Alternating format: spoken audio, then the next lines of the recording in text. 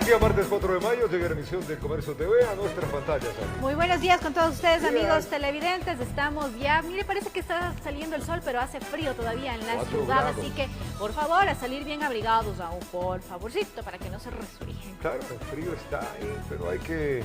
El frío tiene su gracia también, dicen algunos. Exacto, sí. Apapacharse, claro, qué mejor para manera. tomarse un buen tecito caliente.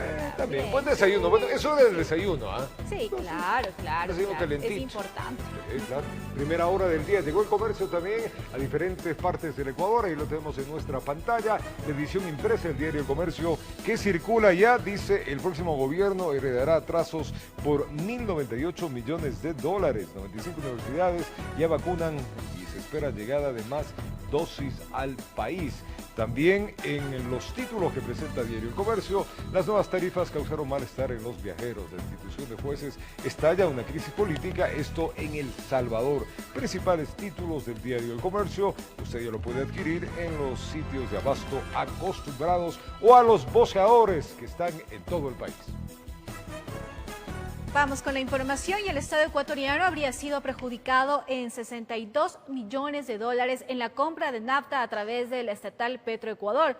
La denuncia la presentó el Consejo de Participación Ciudadana y Control Social en la Fiscalía. Un nuevo hecho de escándalo envuelve a la estatal Petroecuador. Esta vez una investigación efectuada por el Consejo de Participación Ciudadana y Control Social deja al descubierto el posible delito de peculado. Existe un sobreprecio de más de 62 millones de dólares en hidrocarburos, en nafta, que tiene que ver con un perjuicio al Estado respecto a este componente para las gasolinas. El presunto peculado se habría cometido en la firma de 9 contratos por 1.300 millones de dólares con 5 empresas transnacionales, a las cuales se les habría ayudado con información privilegiada. 5 compañías transnacionales, entre las cuales está PetroChina, Internacional, Arcam y Noble América. Y que tiene que ver con la red de corrupción de Carlos Pareja Llanuselli entre los años 2014 al 2016. Sofía Almeida, presidenta del Consejo de Participación, y el consejero David Rosero personalmente entregaron la información en la Fiscalía General del Estado, con el fin de que se establezcan responsabilidades. Es contra Petroecuador, los servidores, el gerente general y el gerente de comercio internacional. ¿Cuáles son esos? Marco C. y Nielsen A. ¿Todavía están esos en funciones? No, ya no están en funciones. Hay más personas implicadas, obviamente los mandos principales que tienen que ver con esto y los mandos medios, mandos secundarios que están colocados en la denuncia. En meses pasados ya presentaron una denuncia por supuestas irregularidades en la refinería de Esmeraldas. Esta sería el complemento y todo se habría dado en el correísmo, informó Héctor Romero. Y hasta el momento ni la Procuraduría General del Estado ni la Asamblea Nacional se ha pronunciado sobre la consulta realizada por el Consejo de Participación Ciudadana y Control Social sobre el concurso para designar al nuevo Contralor del Estado. Esto una vez que la Corte Constitucional blindó lo actuado por el Consejo Transitorio. Se podría decir que por el momento el Consejo de Participación Ciudadana y Control Social se encuentra atado de manos para la designación del Contralor General del Estado, una vez que el subrogante Pablo Celi se encuentra con prisión preventiva por el presunto delito de delincuencia organizada. En el denominado caso Las Torres, en su reemplazo asumió funciones Valentina Zárate. Ya elevamos la consulta al Procurador General de Estado y hasta ahora no tenemos respuesta por parte de él acerca de la pertinencia de la subrogación de la Contralora actual. No hemos recibido la respuesta tampoco de la Asamblea General del Estado, la Asamblea Nacional, con respecto al tema de si está transcurriendo o no, la transformación de la Contraloría en tribunal. No se han quedado cruzados de brazos y en la función de transparencia se ha determinado una comisión para que se analice esta petición y pueda ser presentada ante la Corte Constitucional. La Corte Constitucional tiene que dar luz verde en este tema porque ellos fueron los que blindaron, entre comillas, los pronunciamientos del Consejo Transitorio. Entonces, las cosas en derecho se deshacen tal como se hacen y debería ser la Corte que haga un informe de seguimiento al dictamen en torno a este tema de la Contraloría para nosotros poder avanzar. Una vez que el próximo año culmine el periodo de Pablo Celi y mientras se resuelven las interrogantes constitucionales que tienen, ya se han centrado en el nuevo concurso. Sin embargo, nosotros hemos conversado y de que la pertinencia de iniciar el proceso con los reglamentos de designación. Informó Héctor Romero. Y el presidente de la Asamblea Nacional, César Litardo, desde el Pleno del Parlamento rindió cuentas de la gestión de la función legislativa durante el año 2020. Los puntos en donde se centró su discurso fueron la legislación, fiscalización y el trabajo durante la pandemia. César Litardo, presidente de la legislatura, indicó que en el marco de la pandemia la Asamblea Nacional, durante el año 2020, aprobó varias leyes que permitieron combatir sus efectos en el ámbito económico y social. Aprobamos en una agenda importante varias leyes de reactivación económica. La ley de ordenamiento de las finanzas públicas fue importante en ese proceso. La ley de emprendimiento, la ley para las actividades económicas como minería, pesca, palma aceitera, etc. El balance en términos de lucha contra la corrupción, según el presidente del Parlamento, tiene que ver con varias reformas del Código Penal que fueron aprobadas por la Asamblea. También en las reformas del Código Penal que aprobaron esta Asamblea se hicieron reformas importantes para que los delitos contra los servicios públicos, contra los bienes públicos, contra los recursos públicos no prescriban.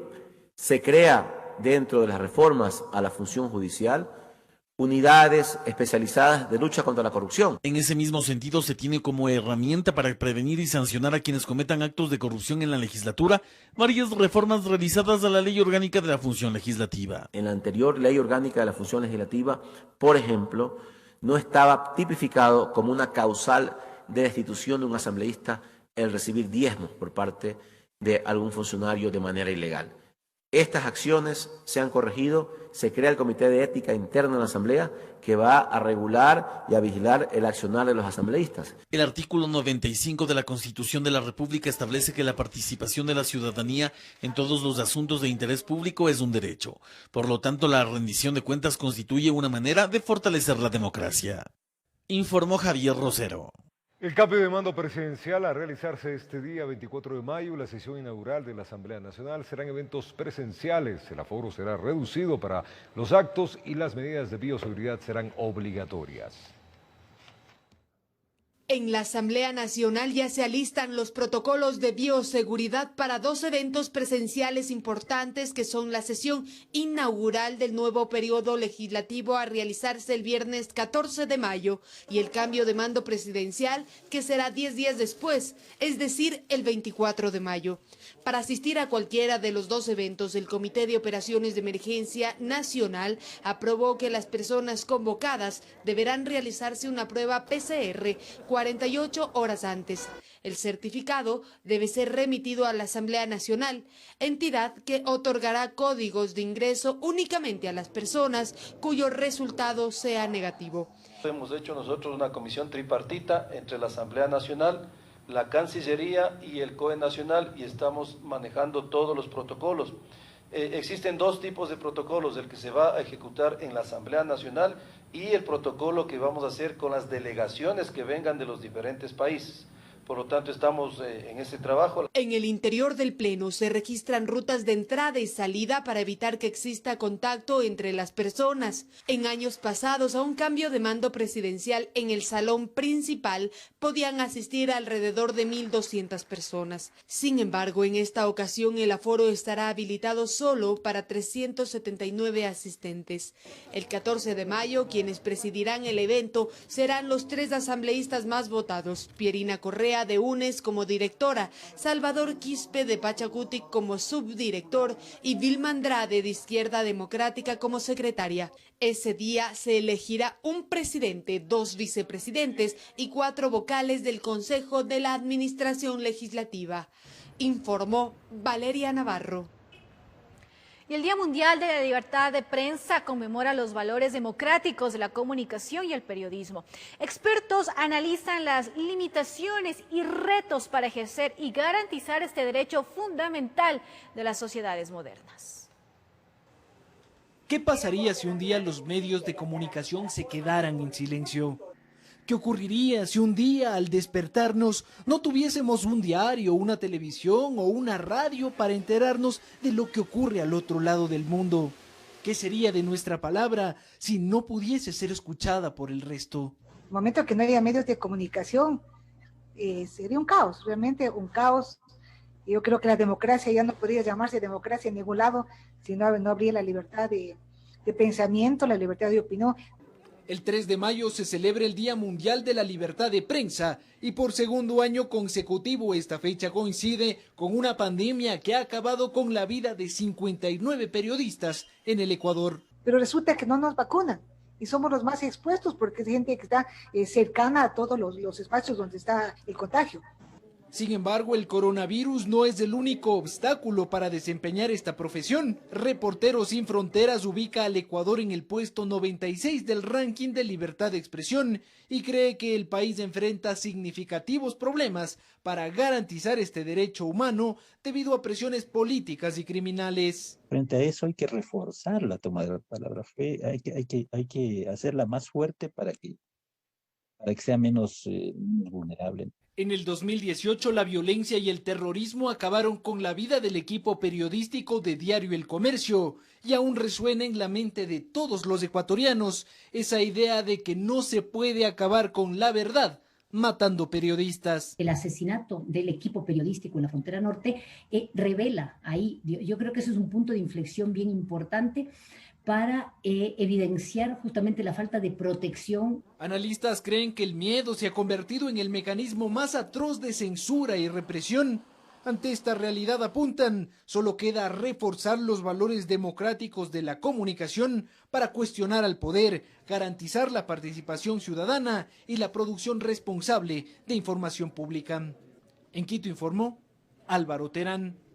Vamos a contarles ahora que la Confederación de Nacionalidades Indígenas del Ecuador, CONAIE, tuvo que obligadamente suspender su 7º congreso que debía realizarse este día lunes en la sede de la COFENAIE. Esto debido a que el COE del Pastaza no autorizó el evento por la crisis sanitaria. El fin de semana y feriado. El Comité de Operaciones de Emergencia COE Provincial de Pastaza, en una resolución tomada este domingo, decidió no autorizar la realización del 7º Congreso de la CONAIE que debía iniciarse este lunes 3 en Unión Base, cerca de Puyo, sede de su regional amazónica CONFENIAE, y prolongarse hasta el 5. La razón es que por la pandemia y al estar lleno el sistema de salud en esta jurisdicción, se prohíben todos los eventos que impliquen aglomeraciones de personas. Se les ha pedido de manera muy comedida que se suspenda este congreso y de igual manera considerando el informe de la mesa técnica número 2, ya que al momento nosotros nos encontramos colapsados. La reacción de los anfitriones del Congreso, la Confederación Indígena de la Amazonía, fue de rechazo a esta resolución al haberse tomado a pocas horas de su realización, cuando estaba en marcha la movilización de alrededor de 500 congresistas de todo el país. En su criterio, más allá del tema salud, la medida tendría otras implicaciones. Le interesa una CONAIE débil, una CONAIE que no pueda reaccionar ante políticas económicas que afecten a los intereses del pueblo ecuatoriano y por esto nosotros vemos una clara injerencia por parte del actual gobierno. Este criterio es rechazado por la representante del Ejecutivo en territorio. Decirle que no lo piensen de esa manera. Yo pienso que ahora es un momento muy oportuno, es el momento adecuado para unir fuerzas. Por ahora, la organización indígena no ha tomado decisiones sobre cuándo y dónde se realizaría este evento, cuando su presidente Jaime Vargas está en funciones prorrogadas. Entendemos que al menos durante este mes va a ser bastante complicado en vista del toque de queda que rige. Lo único cierto entonces es que el actual Consejo de Gobierno de la Confederación Indígena del Ecuador seguirá prorrogándose sin saber hasta cuándo, informó Edwin Fernández. Y el cálculo para determinar la pensión de un afiliado próximo a jubilarse vuelve a establecerse por el promedio de los salarios de los 5 mejores años. Esto luego de que se declarara como inconstitucional la resolución del cálculo geométrico propuesta en el año 2017. La Corte Constitucional declaró que la resolución 544 dictada por el Consejo Directivo del Instituto de Seguridad Social, que planteaba una fórmula de cálculo para pensiones jubilares, es inconstitucional. Cuando yo presenté la demanda de inconstitucionalidad de la resolución 554, tenía una razón fundamental, y es que una resolución no puede estar por encima de la ley. Desde el año 2017, a los afiliados que estuvieron próximos a jubilarse, el Seguro Social utilizó un cálculo geométrico para determinar sus pensiones. Tras el dictamen de la Corte, esto cambia, pues ahora el cálculo vuelve a realizarse a como era antes. El afiliado de 60 años de edad y con 30 años de aportación tiene derecho a una pensión de jubilación equivalente al 75% de los 5 mejores sueldos de la vida laboral del trabajador. Aún se espera que el fallo esté publicado en el registro oficial para conocer qué sucederá con las pensiones que fueron dictadas desde el 2017 hasta la fecha bajo el cálculo geométrico, pues se desconoce si el dictamen será o no retroactivo, informó Valeria Navarro.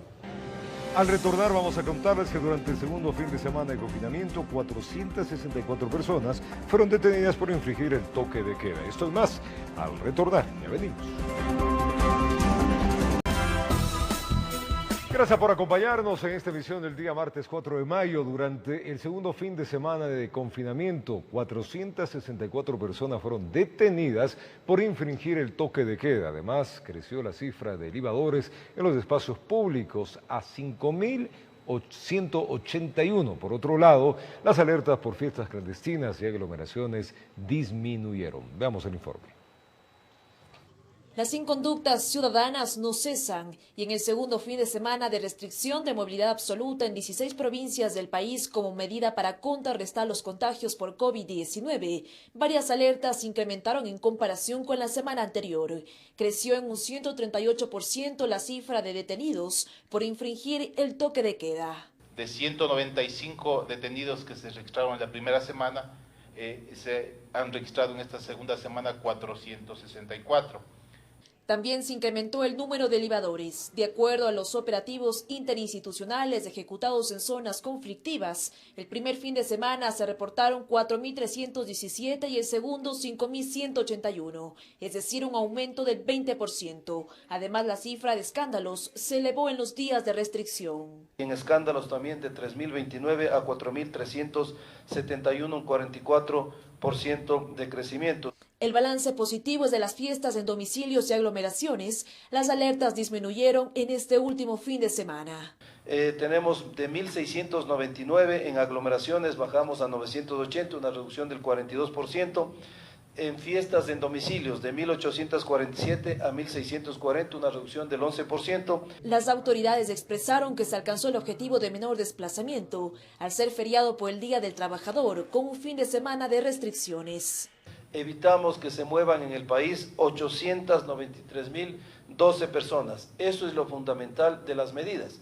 En el balance presentado por las autoridades, en Guayas se registró un 27% más en relación de la semana anterior de incivilidades, mientras que Pichincha tiene una disminución del 20%. Informó Priscila Cadena. Y en el último balance epidemiológico, Guayaquil registra una desaceleración de los contagios de COVID-19. Sin embargo, la mesa técnica del COE cantonal informó que las unidades de cuidados intensivos continúan saturadas.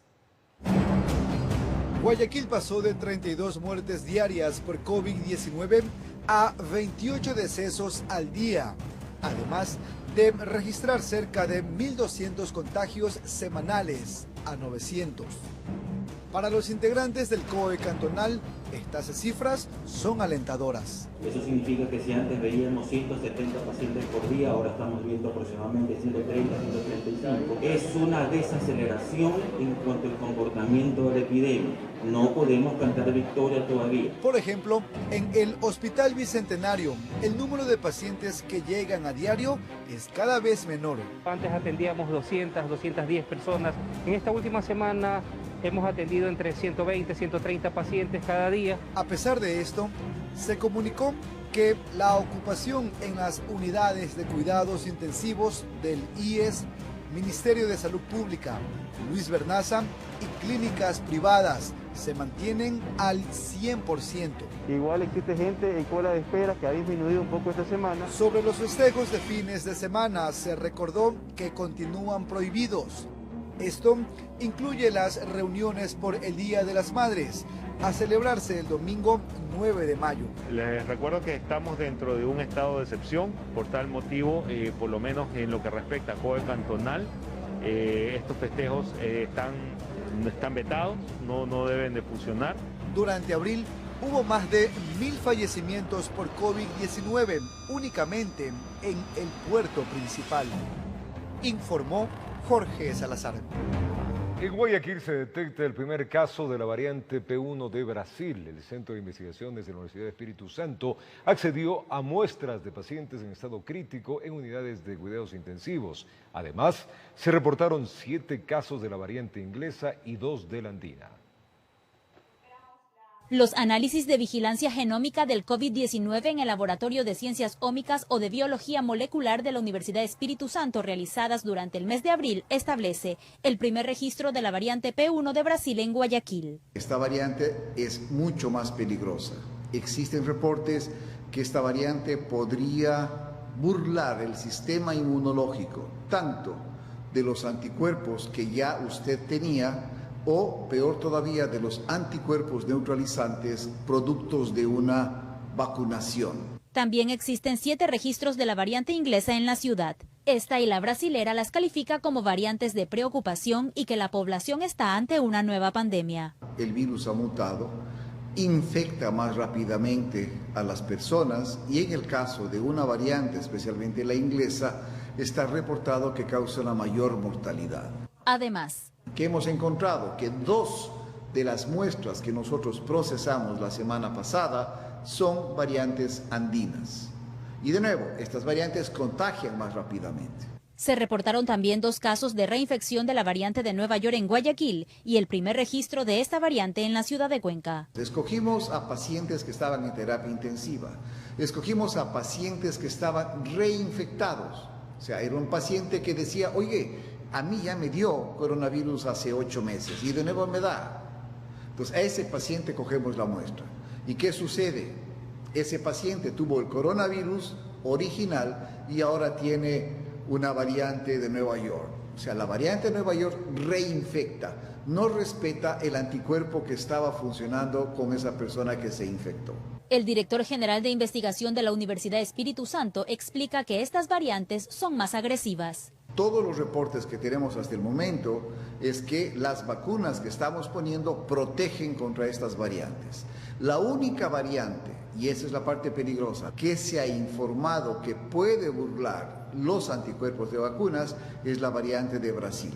Y por lo tanto necesitamos más estudios. De ahí el llamado a no bajar la guardia y reforzar las medidas de bioseguridad. E insistir al gobierno que es importante que ciudades como Quito y Guayaquil sean prioritarias durante el proceso de vacunación, porque ahí está el 70% de infectados. Informó Roselena Vázquez.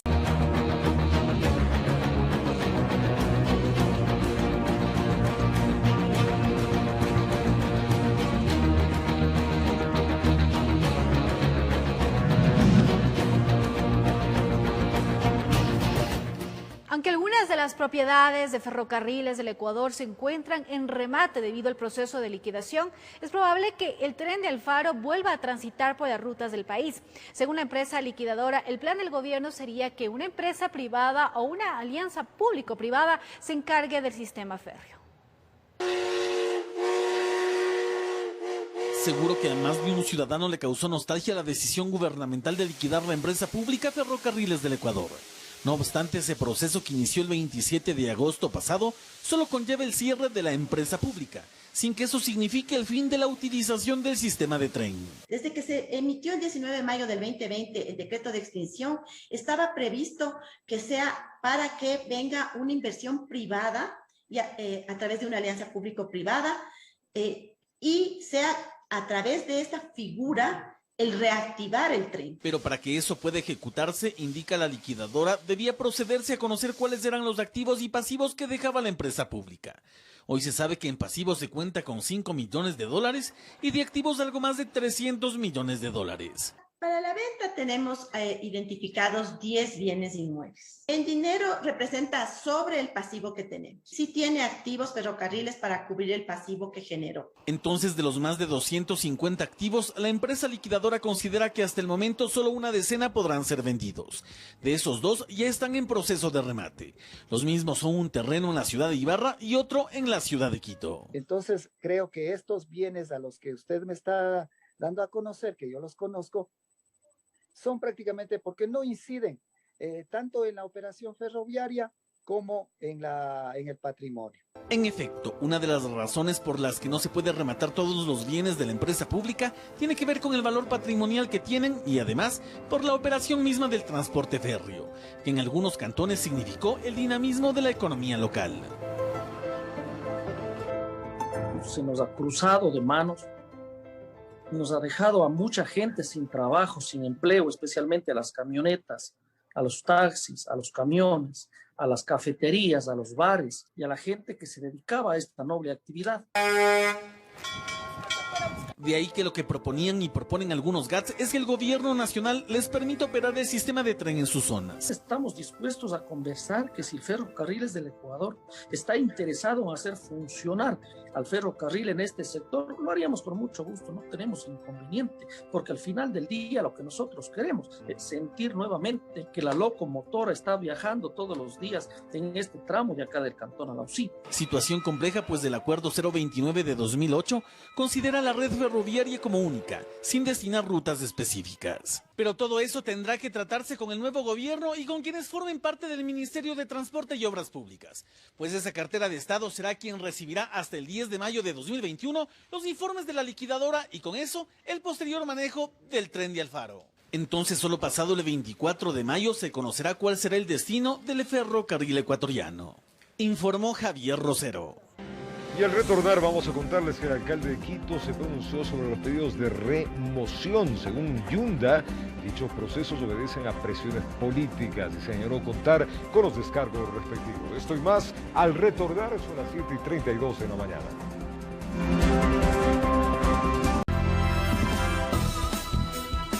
Presta atención, el alcalde de Quito se pronunció sobre los pedidos de remoción que se siguen en su contra. Según el alcalde Yunda, dichos procesos obedecen a presiones políticas y señaló contar con los descargos respectivos. La comisión de mesa trató el tercer pedido de revocatoria al alcalde. Sin embargo, esta sesión fue suspendida para hoy día 4 de mayo.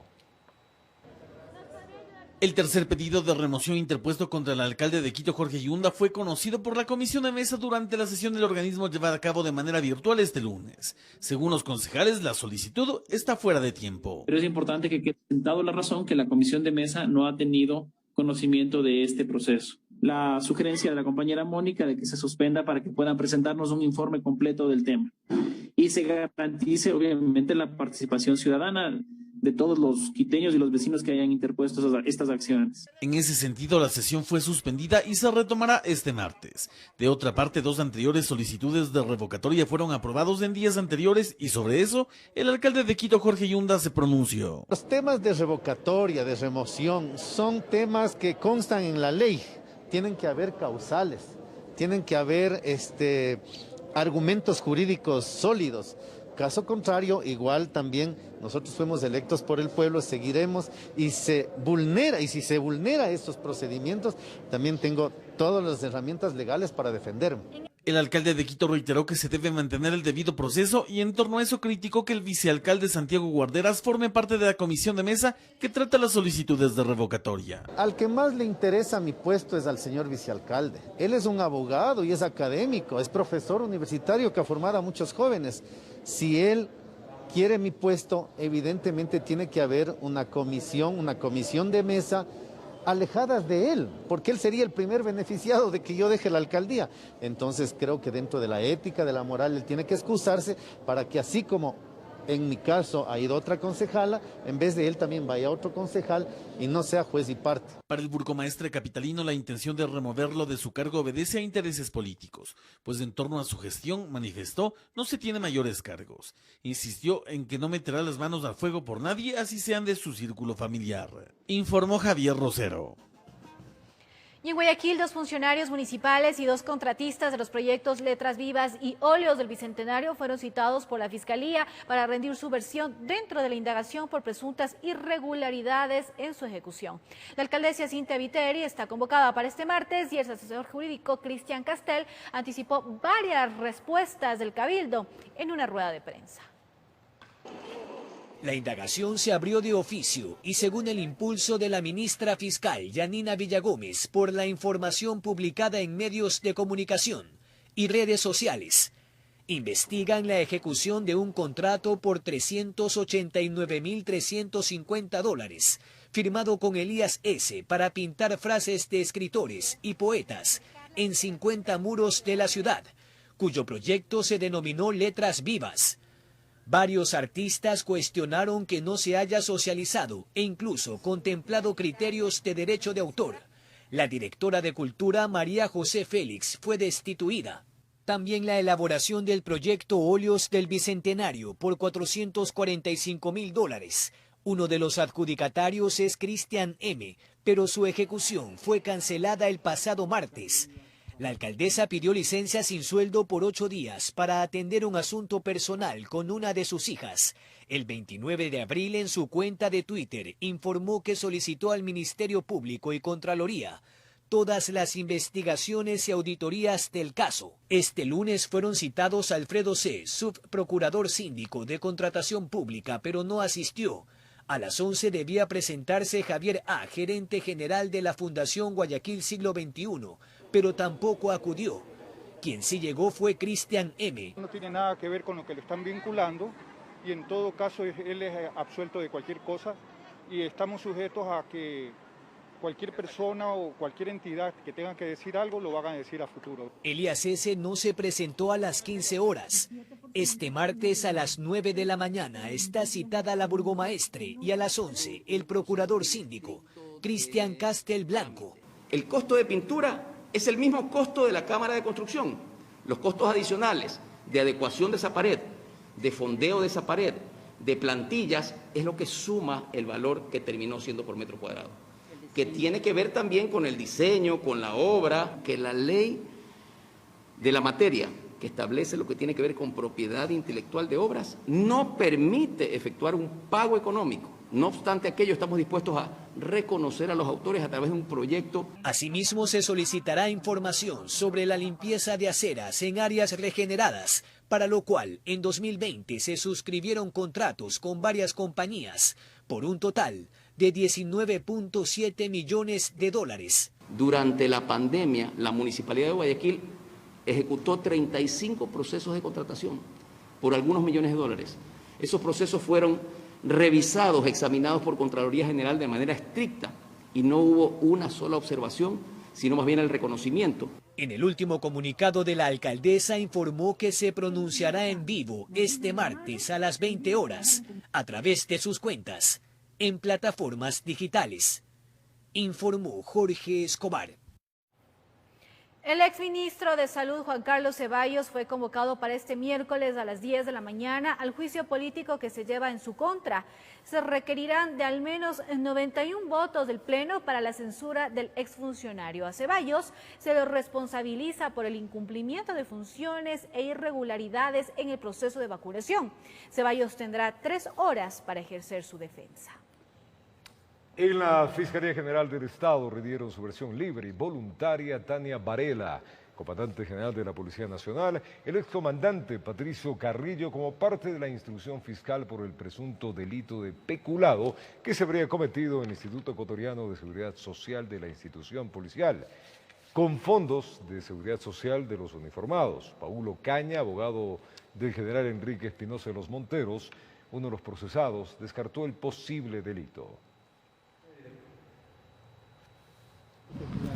Bueno, se indica que se ha hecho una trama de corrupción a través de una inversión que nació del ISPOL y que por ello el ISPOL se ve afectado en alguna cantidad de dinero que supera de lo que se indica hasta ahora los 205 millones. A pesar de ello, se ha hecho ya algunas pericias donde se puede establecer que también miembros del Consejo Superior son los que tomaban las decisiones y que los directores del Instituto de Seguridad de la Policía, ellos eran los que firmaban o ejecutaban. Entonces, varias de las cosas que nosotros también vamos a hacer es presentar estas diligencias para estas versiones, para que los generales que también intervinieron en ello den su versión y expliquen el tema. Y la industria atunera continúa exportando el producto pese a la pandemia que se vive en el país.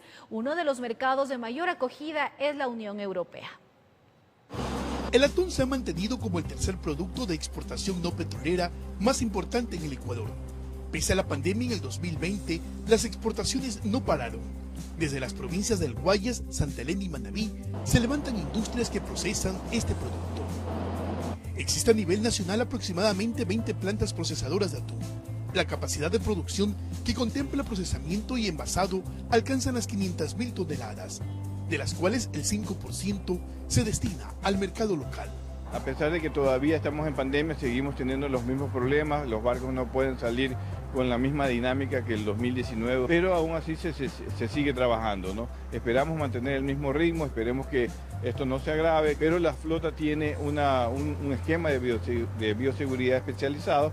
En el 2010 el país exportó 318 millones de dólares en atún y para el cierre del 2020 se llegó a 1.033 millones de dólares.